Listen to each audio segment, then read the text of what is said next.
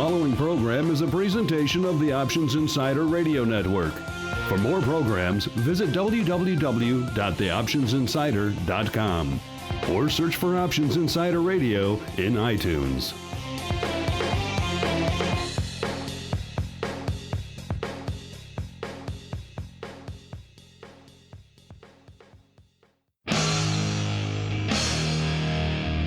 And now, it's time for the show that breaks down the options market. From unusual activity alerts to market updates and trading strategies. If it involves puts and calls, then our all-star panel will break it down. It's time to hit the Option Block. With your host, Mark Longo from theoptionsinsider.com and co-hosts Mike Tosaw from KnowYourOptionsInc.com and Mark Sebastian from OptionPit.com. The Option Block is brought to you by Options Express. Don't spend time worrying about your broker. At Options Express, security, stability, and account protection are the most important responsibilities to our customers. Secure account access, enhanced financial protection, entrusted with over $7 billion in customer assets, established financial stability. Options Express lets you trade with confidence. Stocks, options, and futures, all in one account. Trade with a specialist. Visit optionsexpress.com/OXradio to open your free account. Options Express is a member of FINRA, SIPC, and NFA.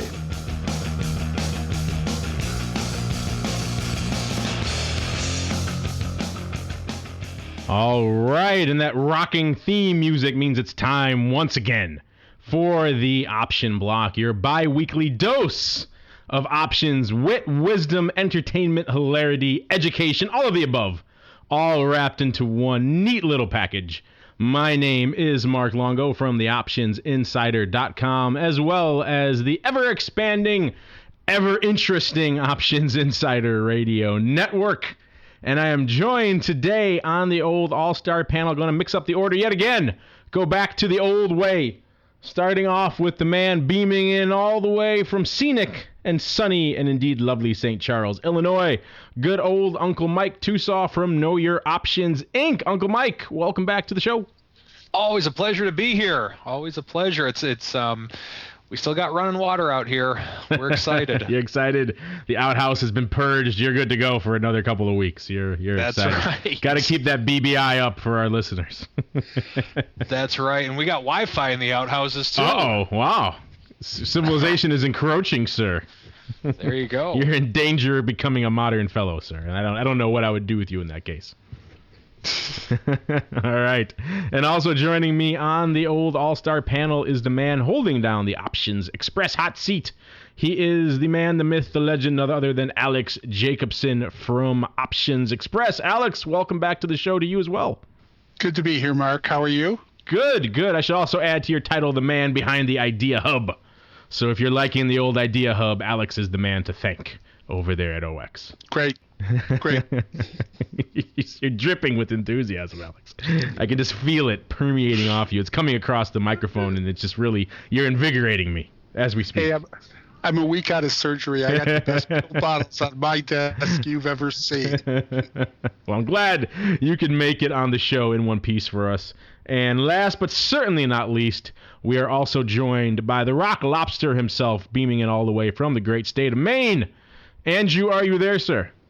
I am. But I'm in Chicago for the week. Oh, you're still in Chicago? I thought you were only here for a couple of days. Oh, so I'm here for you should have come by. Yeah, I thought you were already gone. I would have if I had known. No. We're strategizing. Yes, a lot of strategery going on in the land of the pit. Yeah, we got some cool stuff coming up. Yeah. I saw an invite for a dual option pit and other Christmas party coming out. So I thought that was interesting as well. A lot of strategery in the land of the pit. A lot of strategery going on. All right. Well, I'm glad you could make it with the scenic sounds of the Orange Line in the background. That means it's time to dive right into the trading block. The trading block.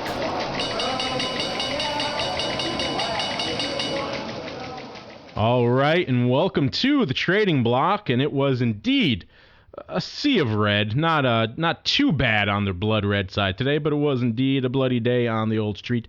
Most of the major indices closing down on the day about 0.5% or so. S&P actually down 0.6%. Dow following suit, and the NASDAQ a wee bit ahead of the pack, closing at 29.92, down about 0.7%. Not surprisingly, the VIX cash ticking up a wee bit, up about 0.5 point to 16.47 on the day, or about a little over 3% on the day. And Uncle Mike, since I know you were quite the busy fellow out there in Know Your Options Inc. land today, anything in particular that caught your eye in today's activity? Apple down nearly 10 handles. That's pretty much par for the course these days, is it not? Yeah, it's up or it's down. It's kind of creating a new little area with which it likes to create excitement. It was creating excitement in the 600s. Now it's doing it in the 500s, where 2% moves every day, or like you said, par for the course, and makes me wonder where Gregis is doing any day trading on Apple or not. Oh yeah, he probably slings the underlying though. That's a lot of capital to put away. He doesn't mess with these options thingamajiggies. Probably he likes not. buying stock. He's old school in that sense. But yeah, it's wonderful to see the impact of a little vol in Apple land, giving you a little something to focus on these days, making sure you're not too bored out in the land That's of St. Charles as you plan your gold strategies. Anything else catching your eye? Gold down off nearly 1% today as well. Any action in gold there, gold lands? No, I'm still short the weekly 167 call on gold, so on a covered call position. So probably I'll be rolling that out tomorrow. So nothing too exciting with that. We've been pretty much been getting almost $1 a week in premium on GLD over the last few weeks, and so it's down a little bit, but I think we're still ahead over the course of the last month and a half, just from all the premium that we've sold on it.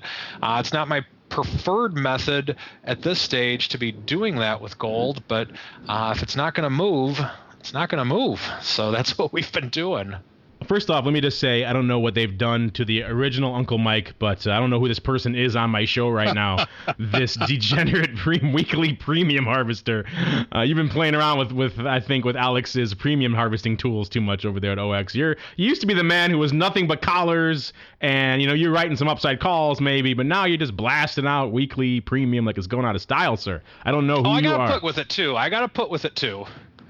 So I guess I need to clarify. I do have there is some collaring going on in KYO. Oh yeah, we still got the collar going on it, but just now that we have the you're not just blasting out downside puts and laughing maniacally. No, now that we have the multiple week options to where I can bail out, or if there's another spot to roll to, it's not like rolling from a 1 week option to a 5 week option. If something goes against you, then I'm a fan of the weeklies and the new multi-week options.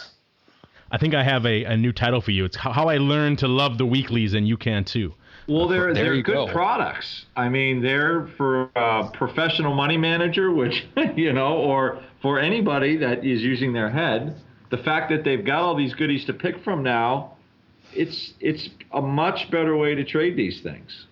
It really is, because now you can really dial in what you want, having all these strikes to pick from. So. And all these terms, the weekly terms. It's like Candyland for a guy like Mr. Tosaw. I know you're on. Mike. Candyland. Candyland. Mike, I give you a hard time, but for an advisor like you, this is actually an ideal product, because before you were kind of locked in to that 1 month term structure, and if the stock moved against you or took off and you wanted to roll, it was a bit of a laborious process to deal with that. Now you're right. You have every week you can adjust much more frequently and much easier. And so that's an interesting thing. Unless you have a really sharp move and that gamma starts to bite in. Other than that, you have a lot of flexibility really in these products that you didn't have in a monthly or a 3 month call like you were writing before.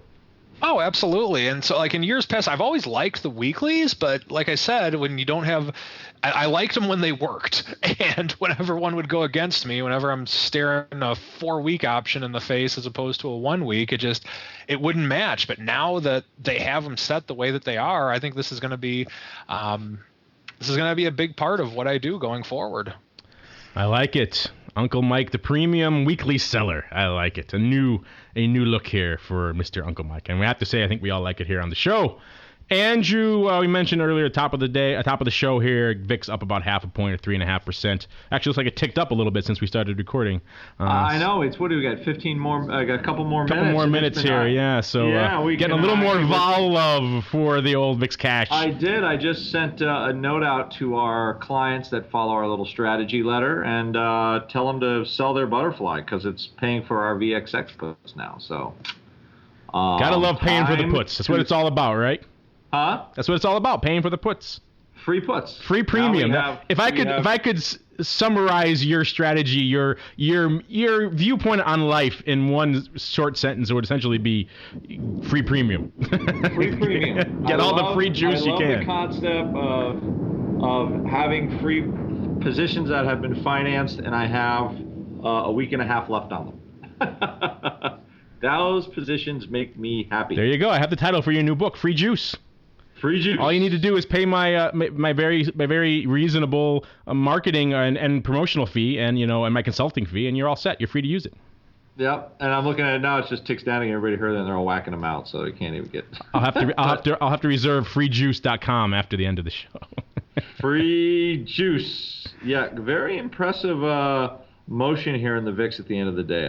This is feeling like a little bit of guys need to buy some futures. It's feeling like that, VXX buyer, right? The guy with the VXX, it's got to buy the some VIX futures cash has at the end ticked of the day. up almost 0.5% since we've been talking. It was about 3.3% up on the day when we started talking. Now it's pushing almost 3.8% now, just in the final couple of minutes. Yeah, getting some life.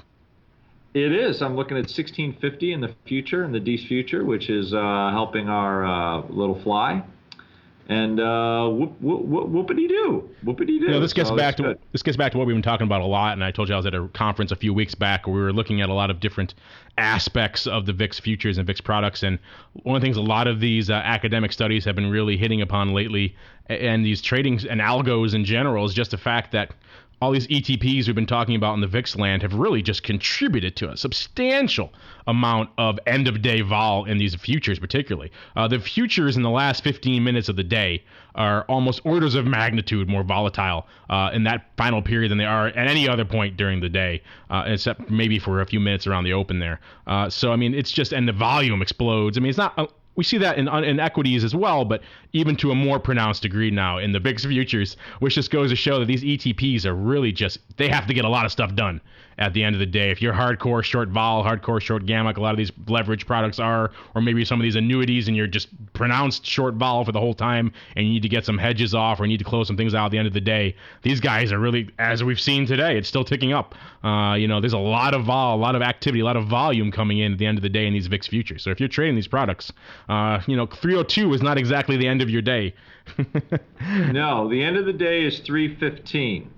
Go to the SIBO website and take a look. Like we recommend everybody. Yes, learn your contract specs. Learn your contract specs. A good starting point for all trading endeavors. And yes. Alex, I know you've been a wee bit out of it of late. I know you're recovering from some procedures over there, so you haven't had your finger on the pulse of all the action that's been going on at OX. But as you recover from the haze of all the various medications that they have you on, has anything caught your eye over there at OX over the past few sessions? Yeah, I will tell you an interesting indicator. I moderate the OX social site, which is a place our customers go to chat about what they're doing. And an indicator that I've started to calculate is the Apple post versus the Google posts. And I'm somewhat amazed at the Apple has just dried up in terms of the commentary amongst investors, and Google has taken its place, and it's literally occurred in the last 72 to 48 hours. The commentary is interesting. As I say, I do my kind of own internal indicator based on the number of comments, and the commentary in Apple is just going away. It looks like some of the hot money has switched over to Google. I just got my email from Grigas. I asked him to do a local color, and he just sent me an email, which I think he has the headline reversed, but his email was, No, maybe this headline is correct, but Groupon buyout by Google. Apparently, that story was active on the desk again today. Cirrus was active on the desk today, and the metals were active, as you mentioned. And one comment about the GLD, it's a 13 vol. I mean, back to this discussion of how low can vol go. I would almost call 13 systemic in the GLD. I'm not saying it can't get lower, but it's surprisingly lower. And if you use vol as a benchmark, gold is now less risky than the S&P. So we've got a real interesting market cycle going on here. A lot of interesting stuff going on there, Mr. Alex. I think some stuff we can dive into in the Express Block and indeed the Around the Block. But right now, I think it's time to dive right into the Odd Block. It's time to break down the most interesting, unusual, and downright questionable options activity that's been identified by theoptionsinsider.com. It's time for the Odd Block.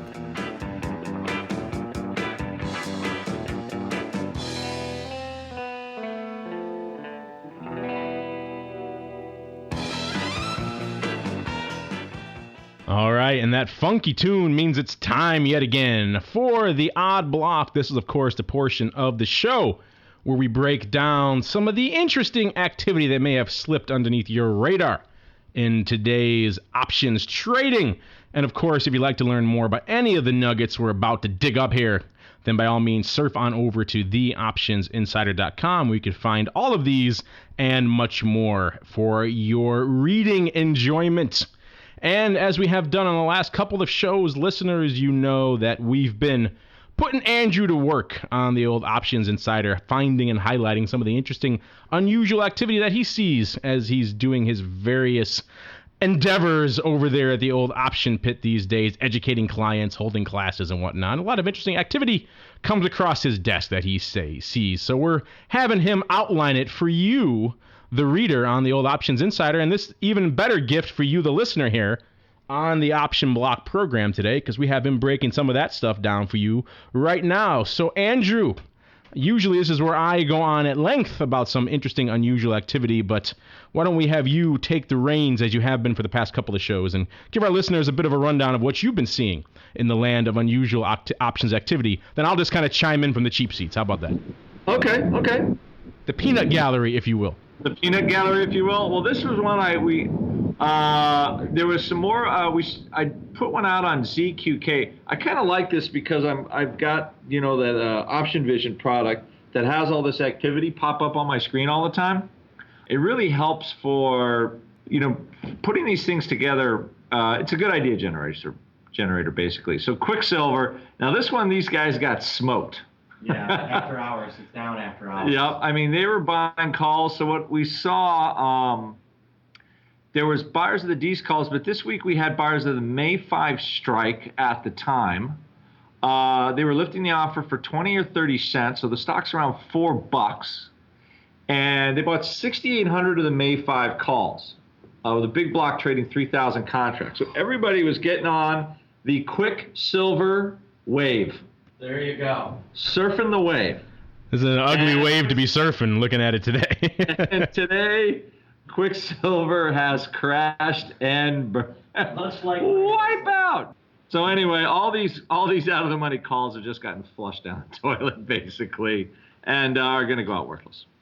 At least in December. Now, the May calls have a chance. Obviously, the May 5s were a much better purchase for between 20 and 30 cents than the D's 5s for a nickel and a dime, if you can believe it. Okay. We should point out that they had earnings. D's 5s for a dime when you can buy the May 5s for 30 cents. Yeah, it's a bit of a no-brainer there. We should point out that they had earnings today after the close. The stock closed today at $4.07, so already off a bit, and then the after hours is looking even uglier, trading down about another 50 cents, around 3.5 right now. So yeah, these D's are gone, and the Mays are not looking too pretty. So that is the classic thing of you can be right eventually, but if you pick the wrong term, you're going to get smoked. And like these May 5s, at least, you're going to lose money today, but they have life. They're not dead, okay?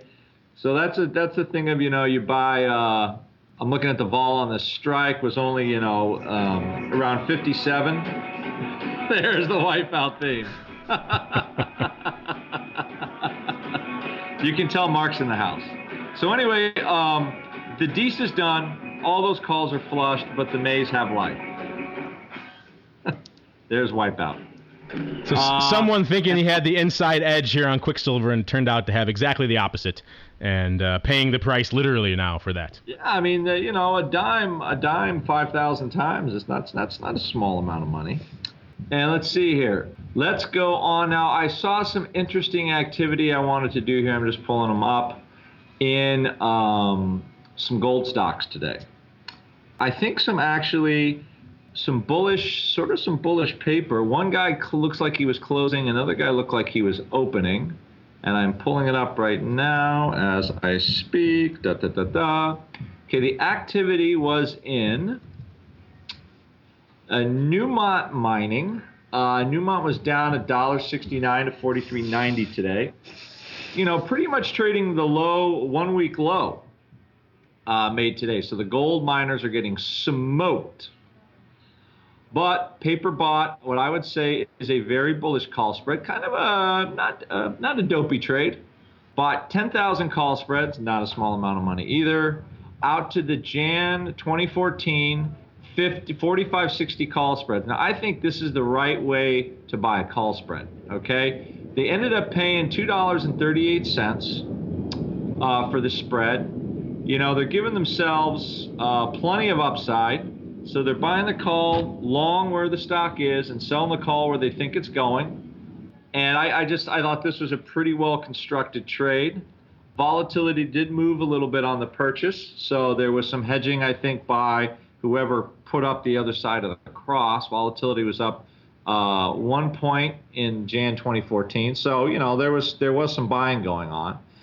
Implied volatility is pretty low in there. 30-day vol is only 29%.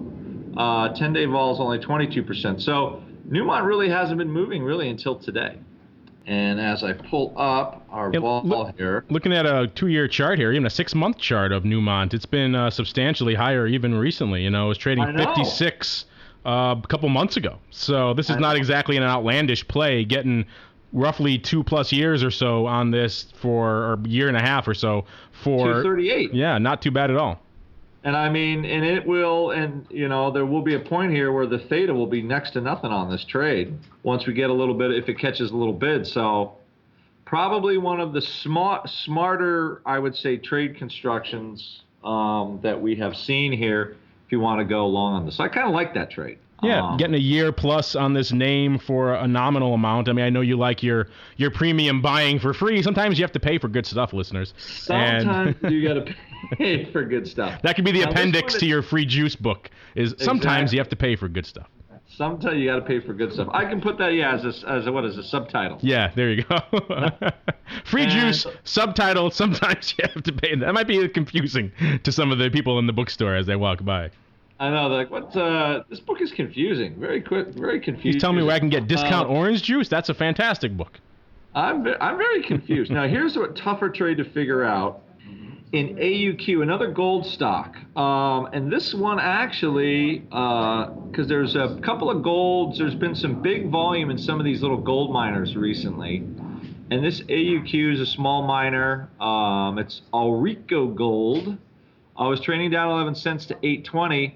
But the 1 week low was $7.21. So I think there's some profit taking here. Paper sold, a big block of options, and I was looking for the opening trade, and I'm kind of going with the fact that there's 10,000 open interest on this strike. Before today, they probably paid little tiny dollars for these options. And 5,000 went up for 35 cents, definitely took the volatility down. Volatility down 4.8% in December, so it was definitely... Yeah, usually a good sign that it's closing there. I think so. I think he was crushing it. There's open interest at 10,000 contracts. I tried to search back in history. I couldn't find anything real within the last week for volume, though. So I feel like the guy's kind of closing it on some level. But can't be 100% sure, but, the guy's got a nice run-up. Probably doubled his money. Bought him for cheap. But the 30-day vol is trading around the same as the implied, around 49%. But again, a little interesting block, one of the few gold miners that actually has performed pretty well relative to some of its peers, because they've all been getting slapped around. So this guy looks like a little profit taking. And this is a big block for this name too. His name barely does 1,000 contracts a day on an average day. So blasting out nearly 7,000 contracts on one strike is sizable activity. And with 11,000 roughly open on this strike, and the fact that we had a run up and the vols coming in, sounds like you're right. It sounds like this guy is taking some money off the table and perhaps going to do other things. Perhaps he's also the one buying all that upside in the first one we talked about today. So again, so that's part of what I've been doing is I try to look at the vol, look at the open interest, look at the history, and do what I would do trading, and try to make an educated guesstimation on what we try. Again, we always try to decipher what these guys are trying to do. So that kind of feels like the direction there, but I did see some other scattered buying in some of these gold stocks as well. So I think people were doing a little bottom fishing today, buying options in the gold stocks, thinking maybe this inflation thing just is not quite dead, and this gold stuff is a little oversold. That's what it's feeling like. And so I was going to bring this up in the listener mail block, but perhaps we can maybe discuss it now since we are right on this subject right now here. In the old odd block, we had someone posting a comment on the Options Insider recently, and we've hit on this a little bit in the past, but it might be worth reiterating again. We have someone who goes by the handle Duffy. He writes on our site here, what's the best way to tell if a particular options activity is closing or opening transaction? Thanks for your help. He actually posted this, Andrew, as a comment on one of your unusual activity alerts a couple of days back on the site. So we get this question coming in. Yeah, maybe, who knows? He didn't call you out on that, so we have to give him a free shout out on the show and a free question answering. And Duffy has an interesting question because it is the opening or closing is not fairly. It's fairly easy actually. You'd look at, we just talked about open interest.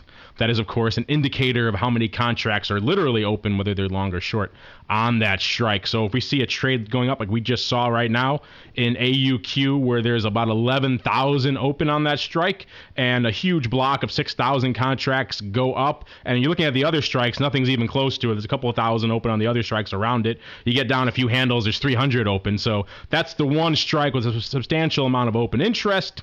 And given everything else we just talked about, the run up in the stock, the fact that the vol's coming off, it seems like that's a fairly good chance that that's a closing sale right there on that option. But obviously we don't know for sure until the next day's numbers come out. If that open interest is lower, then we know, hey, this guy closed out 6,000, maybe 7,000 contracts of his 10,000 lot. But there are certain things you can do that make it a fairly close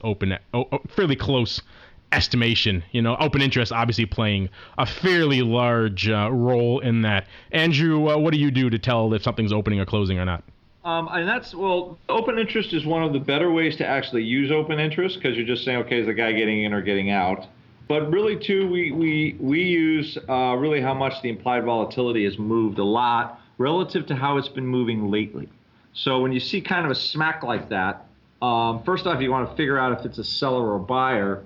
Generally when they're taking the volatility down that hard, paper's selling, and that means liquidity providers, or let's say if let's say like SIG or somebody bought the other side, and they go around selling some other strikes around it, trying to hedge a little bit. So you also want to figure out, right, paper's buying or selling, and the volatility move is a little bigger than normal. Most likely that will tell you the direction if liquidity was being added or subtracted from the month. So I use a fairly granular per strike approach to figuring out, if the vol's actually, indeed going in or out. So those are my biggies to really help me try to figure out what's going on with these. And then it helps set up some trades, and things go on my watch list after that, and I want to see how, and kind of just see how they're trading, and if anything really becomes an opportunity. And that's sort of how I do it. As far as the trades coming into my view, I'm looking, my screen's basically updating live all the time with volume. I can look at 100 stocks at once, any interesting volume comes up, it's going to flash up for me, flash up what the vol change is, and then I just kind of take a look at it and see if it's interesting or not. I think Andrew makes an important point, though, that one of the... Jacobson. It is. Hi, Al Jacobson. Do you guys have a hot plate in your office between the L noise and... are you the Blues Brothers? You know a little bit like that, yeah. It actually, it does feel a little like that, I have to admit. But back to Andrew's point, one of the things you got to look at is everything. And, one of the jokes used to be that the way to tell if it's opening or closing is just fade what the guys on CNBC say it is. I still do that. Yeah, but I think it's important, and I think the question is a great question, because you get a lot of talking heads who don't take the time that Andrew just took to go through the complete analysis, who just look at raw volume and say, boom, it means this. And I'll bet you more than half the time they're wrong. And one of the keys to doing that analysis is looking at the implied. Looking at the implied, because it really tells you if liquidity was taken into the market or liquidity was removed from the market. And unfortunately, one of the answers, because open interest is a one-day lagging number, and I think it's real important that people understand that, because I get a lot of questions from people who say, 80,000 of these traded today, the open interest didn't change, and you say, wait till tomorrow. And to understand that there's a one-day lag there, but to also understand stuff could get exercised that night. Oftentimes that question comes up with dividend trades.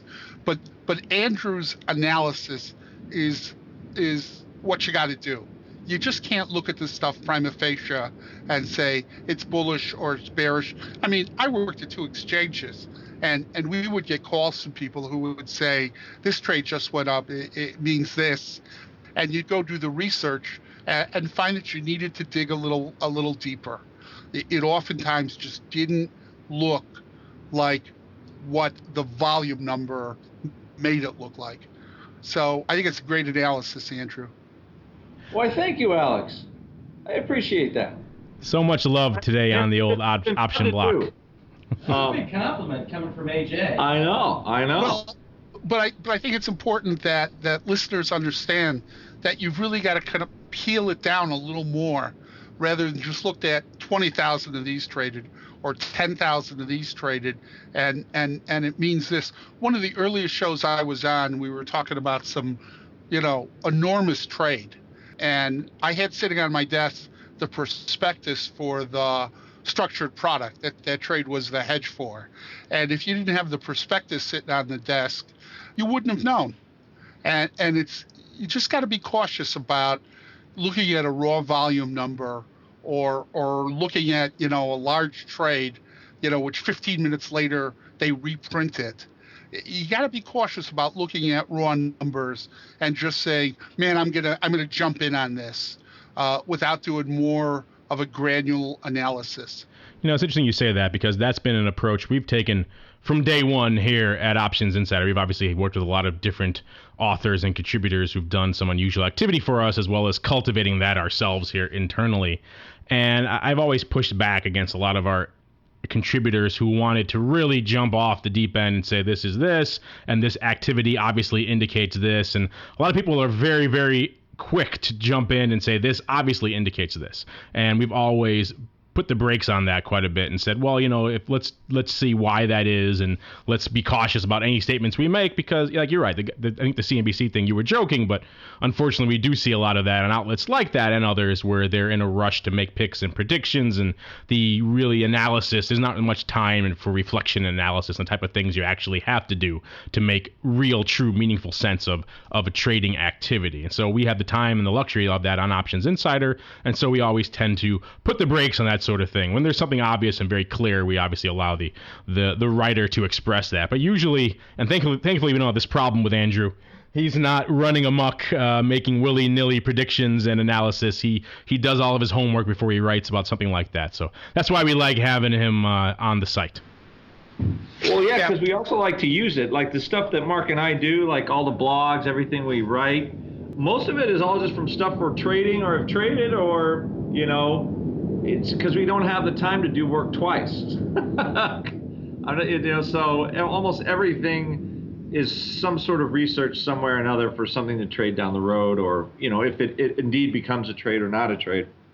But, so we try to apply, a fairly rigorous but systematic methodology when we're trying to break down trades, so to speak.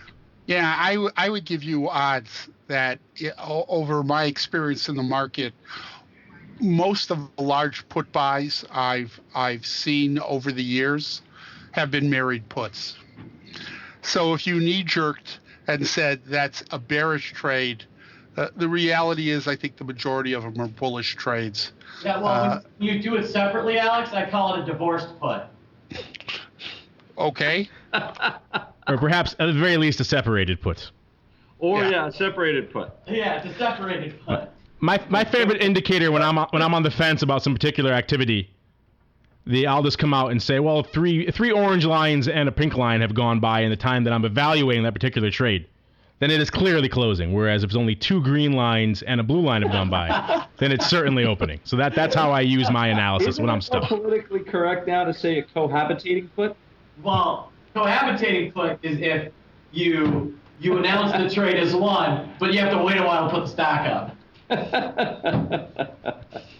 Before we go too far down the cohabitation put rabbit hole, which I'm sure could be pretty far, we're going to close out the old odd block for today. Thank you, Andrew. And we're going to dive right into the Xpress Block. The Xpress Block, brought to you by Options Express. Options Express lets you trade where and when you want for every level of trading. From advanced charting, free daily trading ideas, and free educational resources, Options Express is the online broker for all traders. Best of all, Options Express allows you to trade stocks, options, and futures all in a single account on powerful yet easy-to-use trading platforms, including mobile devices. Visit optionsexpress.com/OXradio for your free account. Options Express is a member of FINRA, SIPC, and NFA. All right, and welcome to the Xpress Block. This is, of course, the portion of the show where the boys from OX take the reins, and I take a bit of a rest. And it's a good thing we have one Alex Jacobson on the show today, because he likes to take up the old Xpress Block with all sorts of interesting tidbits from the Idea Hub, which gives me a nice long rest. So, Alex, what's catching your eye? What's been catching the eye of the clients, I should say, over at OX and the customers over in Idea Hub land lately? Well, as I said earlier, Google seems to be displacing Apple in terms of the chatter that we're seeing amongst our customer base. That's odd to me, because obviously the Options Express clientele, very options driven. You think a time like this, when the underlyings have moved in two polar opposite directions, that they'd actually be very interested in Apple, because Apple's actually giving them some vol right now from a lot of your clients sell premium. That's a very attractive thing right now. Google moving the other direction. You think it would almost be the inverse of that, but what you're telling me almost sounds like a lot of them are still very tied to the underlying, and when it moves up, they love it. When it moves down, they hate it, and that's kind of the old adage for the market as a whole. Yeah, I think that's part of it. Idea Hub kicked out a Google idea today, and this is Jan regular way expiration. This is Jan 13 expiration. 625, 615 put spread made it to the 785, 795 call spread. The Condor trading for about $1. $10 Condor, that's about a 10% return on risk. Google's volatility coming in around 27%. That's 13 vols lower than Apple, so that doesn't make it a better premium sale than Apple, but I think people are getting beat up in Apple and tired in Apple a bit. And I think that's part of what's adding to it. In terms of just looking at vol in general, as I mentioned, gold is trading less than the S&P. That's kind of interesting that the market perceives less risk in gold than it does in the S&P today. That might be related to what the Fed is doing. If you think gold's going to sit in a trading range, Idea Hub today kicked out again, Jan 13's 156, 146 put spread on the GLD, the 172, 182 call spread, trading about 60 cents. And again, gold is very low vol, currently about a 13% vol. That's 3.5 vols under what the Spider is trading. 60 cents on a $10 wide condor. That's about a 6% return on risk. But I'm astounded how low the vol is in gold. You know, you're hitting before on the Apple. I think if some of our listeners followed on your advice from last week with the old Idea Hub of I believe it was the 500, 490 weekly put spread, they feared they did all right in that trade. Yeah. That was so the machine is kicking out some winners over there, Alex. Yeah, well, it has brilliant design behind it. So. I'm surprised your machine isn't just overrun with Apple, given the fact that the premium is getting up there these days, and the premium harvesting, I think, would be just shooting off Apple like crazy right now. When I look at the top 6 ideas it's kicked out, there are 3 Apple, 1 Google, 1 Amazon, and 1 Q. You are right. It's definitely dominated by Apple, but I think a lot of the day-to-day trading in Apple, and even in the weeklies, I'm not saying weekly volume is down. I just think people are going to start looking at other vehicles here for a bit.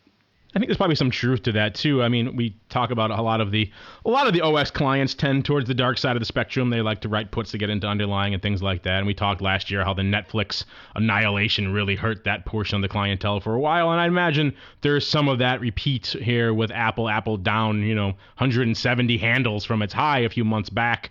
That certainly, I'm sure, made a dent in some of these regular downside put sellers out there, unless they've been rolling fairly aggressively. So that could contribute to some of it too. I think you're right. Some of them have been beaten up a little bit. They're kind of on the sidelines, or maybe they're looking at Google. Of course, Google's hanging around that dangerous 700 range as well. We know what happens once the stock hits 700. All bets are off. Yeah, Facebook up over closed the day up over 28. So the third unlock or the fourth unlock is this week. The stock is at a near-term high. Yeah, it kind of just kills all the conventional wisdom that all these unlocks were going to just annihilate the stock. And that's all we've been hearing about for months. All the unlocks are coming, and yet it just rallies in the face of all these things. Yeah. Well, as I said, I now have this chatter indicator that I've been moderating our social site for a while. And I think it's something we'll use on the show. But the chatter in Apple has just fallen off. And I'm somewhat amazed by that. Let me ask you this, since I didn't know you were the man with your finger on the pulse of OX social as well. We've been hearing a lot from a variety of firms lately looking at social and trying to find a way to get viable metrics out of that. Number of tweets, how that correlates to vol and different aspects like that. Are you guys starting to get any hard metrics over at OX that you could maybe incorporate into an Idea Hub or something like that down the road? Or is that a plan for an upcoming iteration of the Idea Hub? It is now. You heard it here first, listeners. Hadn't thought about it really until you brought it up, but I look at it and I do sort of a pencil calculation of how much Apple, how much Google, and then there's a lot of other traffic, but Apple and Google have been the dominant traffic. And last couple of days, Apple has just dropped off. It's just dropped off. So I don't know if people are waiting for expiration. I don't know if it's quote unquote in the chatter community a long expiration this month. Expiration the December regular way is as far out as it could be. I don't know if it's the time of the year, but the chatter has changed. Yeah, it's an interesting question. I think I'll be curious to see how you guys tackle that down the road, because the secret sauce in that is how you determine the correct correlation between Twitter nonsense fluff and actual options, volume and trading. Who knows what the actual coefficient there is, but whoever cracks that nut, I think, will be doing fairly well. One of the most successful traders I ever met, I mean, a guy who worked at Harvard Asset Management, kind of a legend in the options community, was put seller. He was essentially what we used to call first button put seller. And what that meant was that at every brokerage house, when a client wanted to buy puts and the market was kind of wider than they would have liked, they do a facilitation trade. This is back in the days when, a market in something might have been 40 cents, 80 cents. And the buyer wanted to buy, let's say, in the 65-cent area, thinking that 80 was just extreme. And the firm would go out and seek liquidity. And first button means he used to be first button on the turret, the old phone turrets. And again, I'm dating myself. But one of the things he did is he kind of looked at how much news in terms of just general broad news there was on a given name. And his appetite was inverse to the news. So the more news there was, the less he was willing to supply liquidity on. And I mean, and this was a guy, I hate to throw out rates of return, but I'm going to throw out a rate of return. This is a guy who typically, on an institutional basis, earned 70 or 80% a year for the fund that he worked for. And we have more time one day. I'll get into the story because it's a great story. It was at Harvard Asset Management. But it was not uncommon for him to return 6-7% a month. And, everybody would say, well, okay, how did he do in October 87? And he actually was profitable in October 87 because he was selective about the things he sold. But his selectivity was the inverse of the news, which I thought was a cool indicator. His selectivity was the inverse of the chatter. He was doing social networking and the inverse of it before it was cool and mainstream. A long time ago. All right, thank you for that, Alex. And now we're going to close out the old Express block and dive right into the strategy block.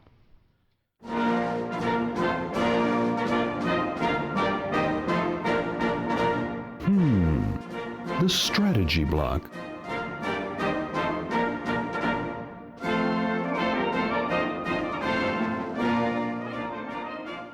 All right, and welcome to the strategy block. This is, of course, the portion of the show where once a week, Uncle Mike descends from on high, from the mountains, the many mountains out there in St. Charles, Illinois, and to dispense his options, wit, and wisdom, and hard-won lessons from the world of options. And Uncle Mike, what have you in store for our listeners today, sir? Kind of a hodgepodge expansion on what we talked about last week with the collar. What I want to talk about today, and I've talked about in the strategy block before, is kind of the importance of synthetics. One of the ways with which, if you're ever interviewing a financial advisor and you want to understand if he knows about options or not, tell him this. Say, oh, you do covered calls, and he'll probably explain it because it's a very basic strategy, and say, oh, but do you do short puts? And if he says, oh, it's the same thing, and explains why, then that's a good benchmark, in my opinion, that he understands options. But if he says something along the lines of, oh, selling puts is way too risky, I only sell covered calls. If that's the case, then you need to You gotta love those guys. You need to sprint away from that guy as quickly as possible because of the fact that it's the same thing on a risk-reward graph. So with that in mind, how does this relate to collars? Well, a synthetic collar, if you do a risk-reward of it, is very similar to a long call spread. Now, where that leads me to today is what happens if you have the collar trading spirit, so to speak, meaning you want to have some downside protection, but maybe you feel the stock's a little bit too rich for your blood right now. Well, the first thing that a lot of people consider doing, let's say XYZ stock's at 55 and you'd like to own the stock at 50. Well, one thing you can do with that is you can sell some 50 puts, and if the stock goes down, great, you'll get it put to you, you're happy, you'll get paid for waiting, so to speak. And you're happy to own the stock at that level anyway. Now, from a collar trader standpoint, or if you don't want to take on the risk in that particular stock, then what can you do? And what I would say is, let's say that you have the $5,000 there, that you're more than happy to own XYZ stock at 50, but you don't want to take on $5,000 worth of risk. You want to eventually get into a collar. One thing that you can do is you can sell a 50 put out of the money put, just like any other put seller would do, but you can buy a longer term 45 put. And what that's doing is it's creating the ability to possibly get into this stock at that level while still having the hedge in place. Now, I say a longer term 45 put because of the fact that what you'll have the ability to do is once you get into the stock, assuming it goes down, you'll have the ability to sell a covered call at the 50 level, at the 55 level, maybe at that same strike or that same time frame that you bought the 45 put for, and a collar is born and you got paid to make it come to life. Now, the things that you have to consider with that is the fact that what's the risk in terms of how much extra premium are you willing to pay with the 45 put? How do you actually manage risk if it goes up? Are you comfortable taking a small premium loss, or do you make it so it's an even money trade? Questions like that you need to ask yourself. But one thing that I contend with the new weeklies, the way with which they are right now, a lot of times you're able to get this for not a lot of money on the premium side. And then if you can sell a closer to the money short put for a week or so, then you're as Andrew would say, you're getting a near free put, and then you can possibly get into it, and then a whole world of fun things can happen to you as a collar trader. There you go. Get into Uncle Mike's world, listeners, and start trading your own collars. He makes way too much sense. Far too much sense for this program. You can't trade options like that in a like a smart, thoughtful way. What fun is that? Shoot, baby, shoot. All right, forget what I said, folks. For that $5,000, make sure that you're doing 20 lots on it. There we go. Perfect. Lever yourself to the hilt. Buy the out-of-the-money puts. Have a hunch. Bet a bunch. When in doubt, palms out, baby. That's how we roll here on the option block. All right, thank you for that, Uncle Mike. And now we're going to close out the old strategy block and dive right into Around the Block. Around the Block.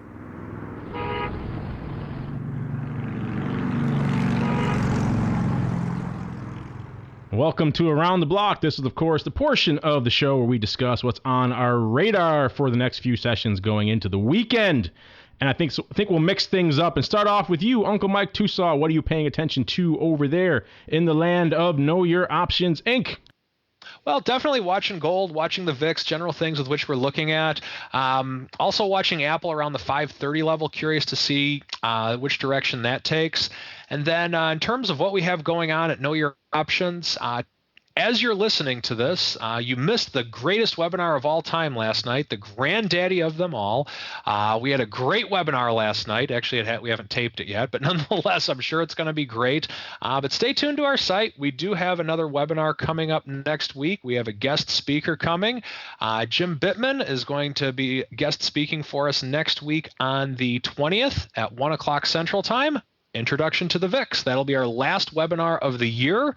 And stay tuned because we have a lot of exciting things coming up in January.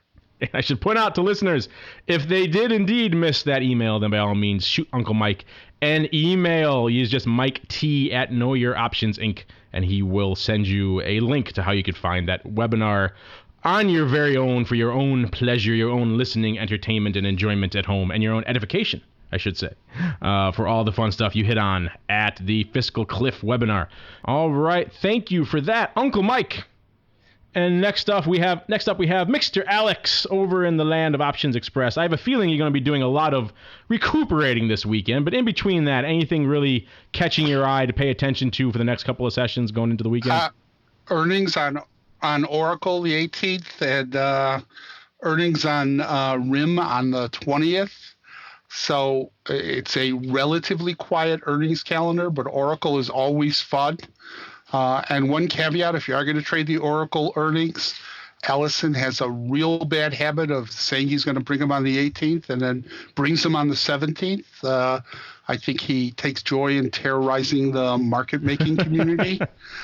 The calendar for seminars is done for the year. The webinar calendar is active.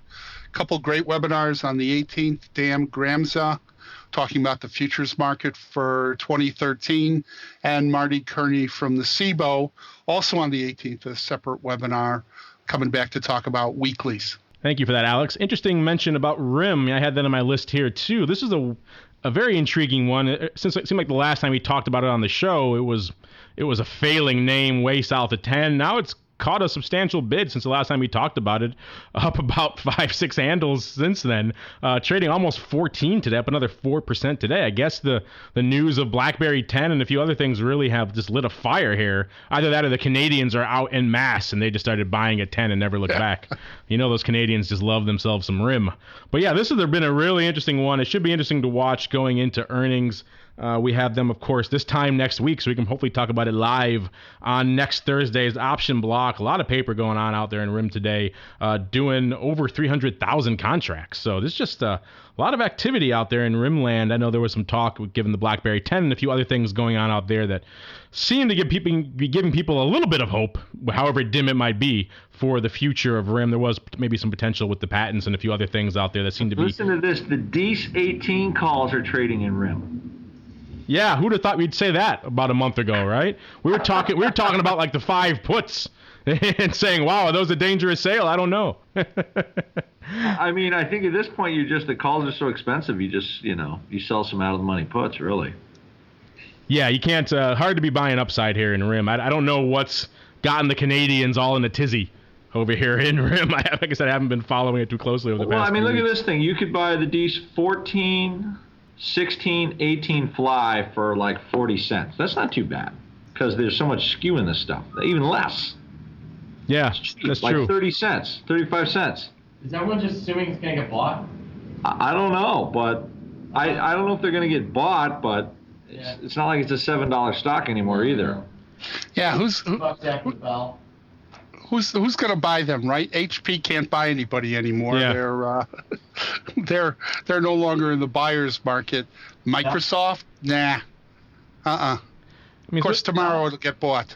Yeah. Dell's not a bad one. I mean, the only real news coming out of them has been, BlackBerry 10 being on the horizon. That's been delayed. That's supposed to be the salvation of RIM. That's going to make them relevant in the handset market again. I have my doubts, but apparently the market disagrees with me. And also some looks like some patent news coming out of there, which of course is a big driver for all the tech names. We have Canadian clients, and they say the new they know one of them is a tester of the new, and they actually. They think it's going to be They think it's the thing, huh? And think about this. Canada's pension problem just disappeared in the last week. So you're telling me a Canadian is bullish on RIM? Is that what you're telling me, Andrew? This is the surprise news of the century. Yes. First Nortel, now RIM. They have a hard time letting go, those Canadians. I thought that was pretty funny, but it sounds, there's some love here. I'll have to give it another look here before we talk about it next week on the show on earnings and see if there's some fun plays to be had in RIM. Because it's getting some life. These flies don't look too bad if you could space it out. 14, 16, 18. It's not very much money. I mean, it's pretty speculative, but, It's not bad, and you do get some of the upside juice on it, which is nice. As as we always like to say here on the show, when that stuff's a bit out of control, you want to be on the sell-in side of that equation. So getting 2 on the upside there is not a bad little trade. Not too bad, no. And think about how exciting earnings will come out after the close, the day before expiration. That's a thrill ride. Yeah. Well, the thing too is that this has nothing to do with earnings because they haven't started selling the new phone yet. Yep. Yeah, you're right. Earnings will be the biggest piffle ever, probably. They're doing 3x ADV today. I mean, something's driving the love in RIM. I don't know. And volume across the board on a lot of strikes, not just at the money. Front month, but there's a lot of love going out here in RIM. Maybe RIM is the new darling of the HFT guys, and they're just arbing it back and forth like Citi. Right. Well, somehow I don't see that though. That's a little pricey for them. Anymore. Just people are. Yeah, I don't think they were ever playing Apple. If they were, they blew out a long time ago. All right, thank you for that, Alex. An interesting one. And Andrew, last but certainly not least, aside from some RIM upside flies, what else is catching your eye over there in the land of the pit? One thing we thought, LinkedIn volatility year low. I find that funny. So we also, LinkedIn vol. That's your Canadian client calling in to say, how dare you besmirch RIM. So LinkedIn, I mean, Apple, Apple's looking actually interesting for an iron condor. It's starting to, but again, still pretty volatile. We have a couple, we always have a VIX trade on. So, but the market is, I think we're just kind of still waiting here for, what I find really interesting is the fact that the VIX is 16, but the realized vol is about 5. That's kind of telling the story of, in Juiceville. So the market is still planning on a big move after January. Obviously, we don't know which, but it is pricing, it's pricing movement really high. So most of the trades we have on are kind of variations in time spreads and stuff like that to kind of sell this, to have a little long theta in the kitty going into all this stuff. That sounds like a good topic for Vol Views as well there, Andrew. And of course, listeners, you can check out that show tomorrow here, or we'll record it tomorrow. You can check it out Monday. So that'll be a fun one as well. We didn't have a chance to hit on Groupon. That'll be a good subject for our next show on Monday next week. Groupon getting some upside love as well. I'm sure Mr. Grigas, if he was on the show, would be howling for joy because it's brought him back almost to break even. Why would Google waste money on Groupon? Yeah, at this point, yeah. Maybe just to laugh in their face and say, look what we can buy you for now. Yeah.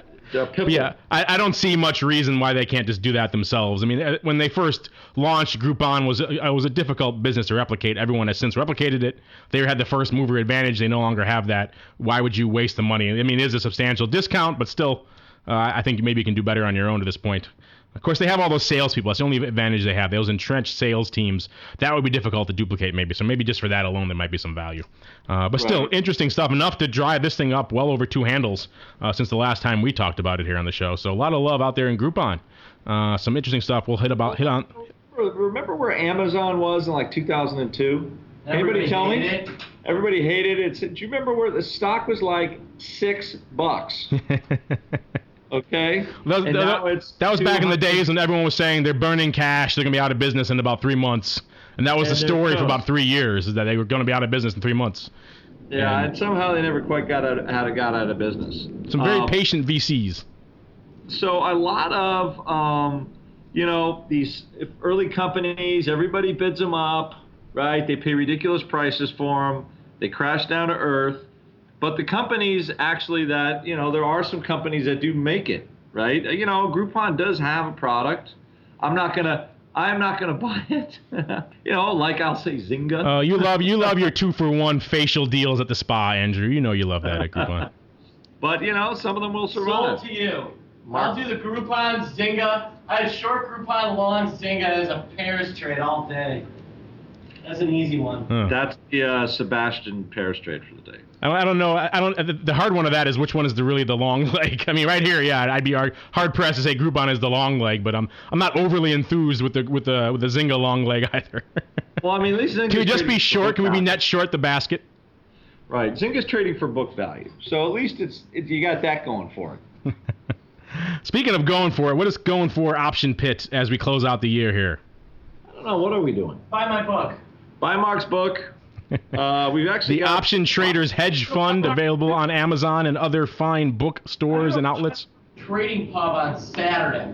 There you go. Webinar with Trading Pub on Saturday. What time? I will be on. Jake Peavy is actually the star they're bringing in. I'm going to be on around 11. 11 o'clock. 11 Eastern. You're the second banana this week. Well, don't worry. We'll still promote it for you. Check out two stars from Chicago. Mark Sebastian and Jake Peavy. Well, check out Mr. Sebastian over there at Trading Pub if you'd like to see what he's got going on over there.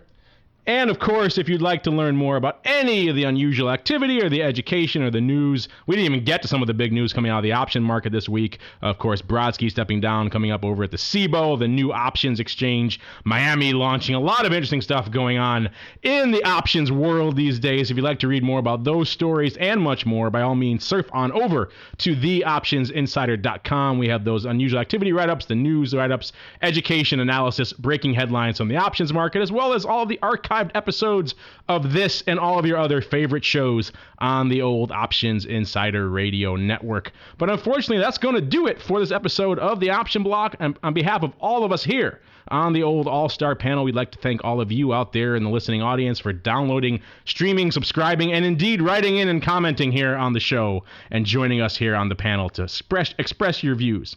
And we'll see you next time right here on the Option Block. Become a part of the Option Block. Just visit www.theoptionsinsider.com/forum to post a question for the hosts. You can also submit questions to twitter.com/optionblock or leave a voicemail at 312-544-9356. Make it interesting and your question just might make it on the air. The Options Block is property of the Options Insider Incorporated. All rights reserved.